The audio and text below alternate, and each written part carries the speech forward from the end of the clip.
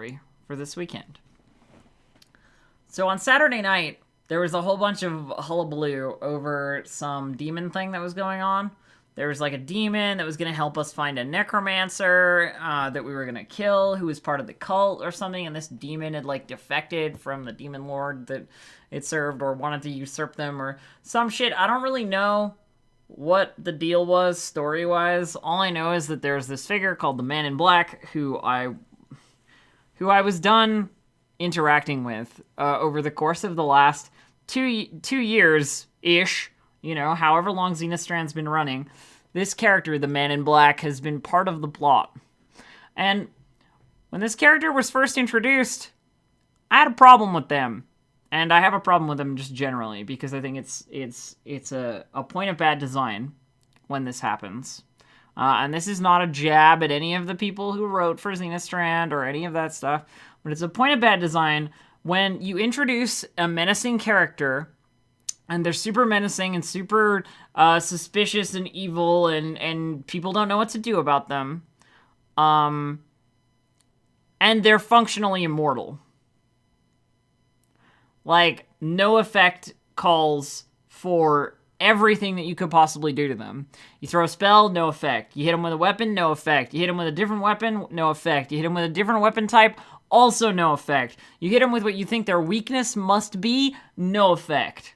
Nothing makes me less interested in a plotline than something that basically screams to me, important NPC that you won't be able to hurt because we need them later. You know what I mean? Or like whatever. It pisses me off.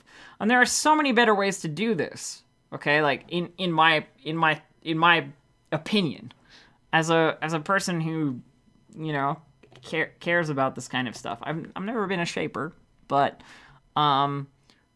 you could do the same thing by having them die and then come back. Die and then come back. You throw a mighty light bolt at them and it hits them and they explode, you know?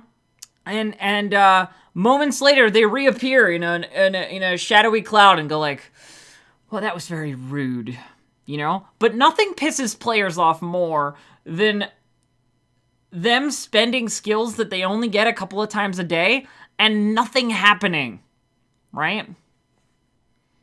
Yeah, I'm functionally immortal is a bad choice. Impossible to get rid of? Fine, I'm okay with that, because if I want to end a conversation, I can just throw a fucking death spell at you, and you know my feelings about you. But if you're functionally immortal, I'm not gonna do that, right? I'm just not gonna do that. But there has to be some reaction. Because when you just stand there and you're like, no effect, no effect, no effect, no effect, no effect, no effect, no effect, no effect, no effect, no effect, it's the most frustrating thing you could possibly field. But anyway, so I've kind of hated this character since they ever existed. And in this plotline, thank God they finally were destroyed.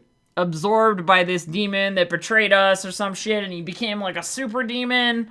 And we were trying to fight him, and it was really hard, and I was throwing all kinds of alchemy at him, because that's what I do, you know, alchemical sleep, alchemical blindness, alchemical sleep, all that kind of stuff, and every time I throw a gas globe, it's basically me throwing money, because alchemy reagents to make the gas globes are made of reagents are worth money, it's not a resettable skill, it's just an item. Every time I throw a gas globe, it's an item, you know, so I'm burning money into this guy like crazy, right? Basically.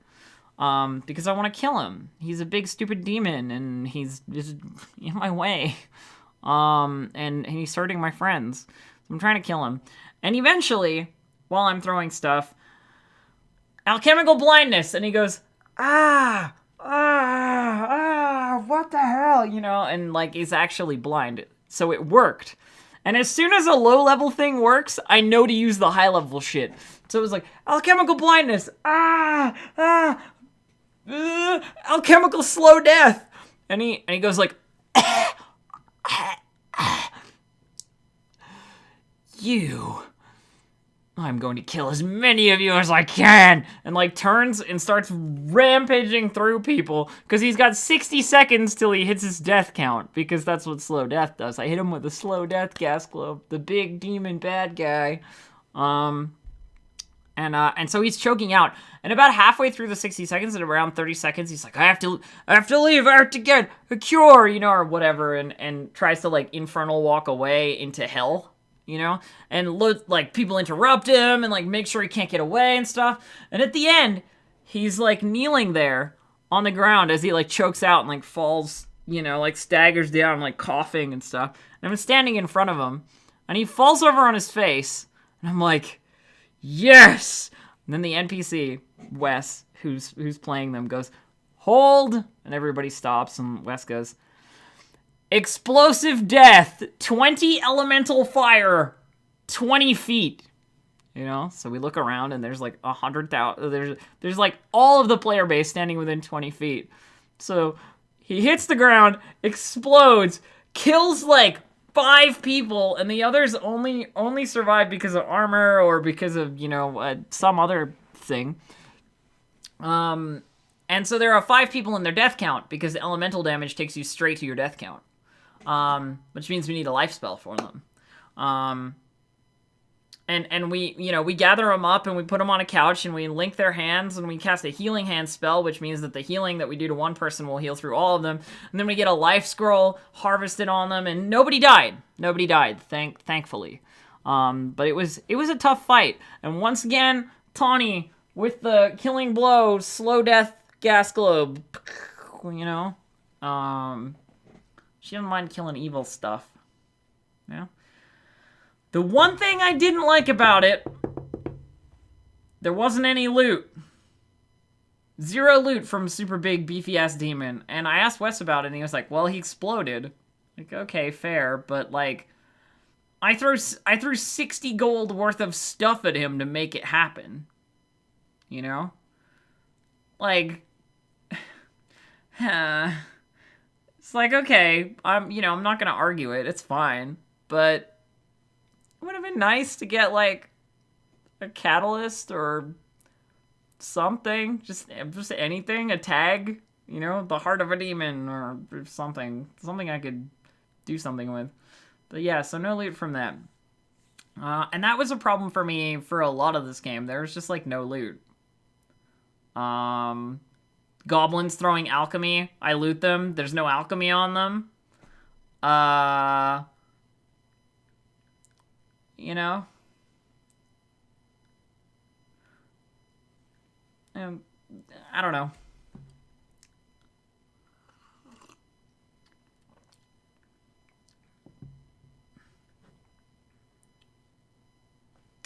And yeah, Tawney is pretty scary. High-level alchemists are very scary characters. But Tawney's such a nice person that it doesn't come across that way, you know, like high-level alchemists are scary because they can throw high-level alchemic stuff.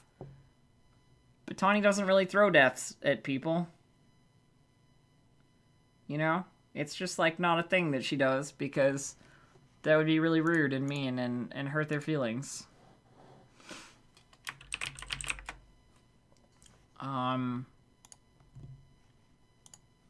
Yeah, so that's the last little story. I killed a big demon this weekend. And wrapped up a plot line that's been going on since like the beginning of Xenostrand, a plot line that I wasn't particularly fond of, so I'm glad it's gone. You know, I feel like I have to give my honest feedback. I know some of the people who run the plot like watch my videos occasionally, my highlights for the LARP stories, and goddamn, am I so glad the Man in Black is not a thing anymore. Just I'm sorry. It's true. Functionally immortal NPCs are the worst. If you can't hurt it, what's the point? If it has stats, it should have proper stats. If you're sending something at me that basically is just like, it gets hurt when I feel like it, that sucks. That sucks. Anyway. Tawney Demon Slayer. Nascent Vampire and Demon Slayer. Yeah,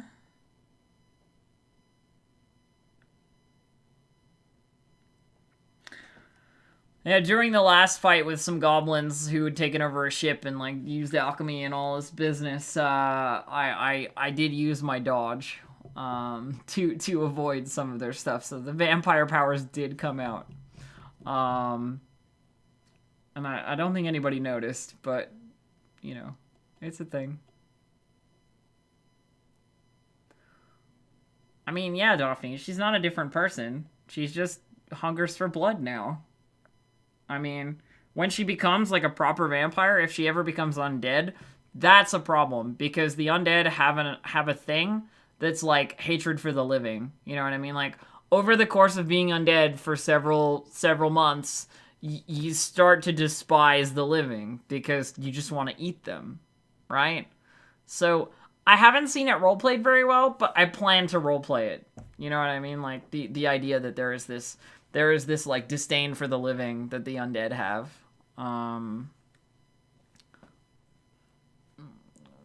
That will be interesting. You know, because they're juicy and delicious, and how do you stay in close proximity to so much food? You know, I think that's the thing, right? Like the undead have a hatred for the living because they just want to devour them. Makes it difficult to interact. Vampire snappity lizards. Yeah, right now Tawney's still alive. Her heart still beats. She just has a couple of like vampire powers. Like it's developing, you know? Yeah, the more intelligent and the more powerful the undead, generally the less the hatred for the living like influences them.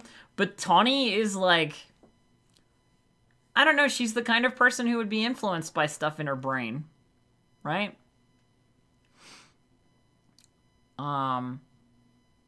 Yeah, also Inky the Ooze, for those of you who remember stories from before with Tawney.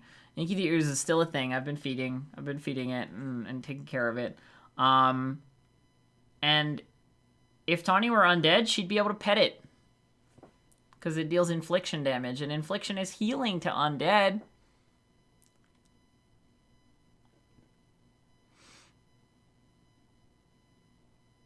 What happened with the slothy voice in her head? It hasn't contacted her again since it contacted her the first time. But it's a lazy voice, you know? So it'll show up when it shows up.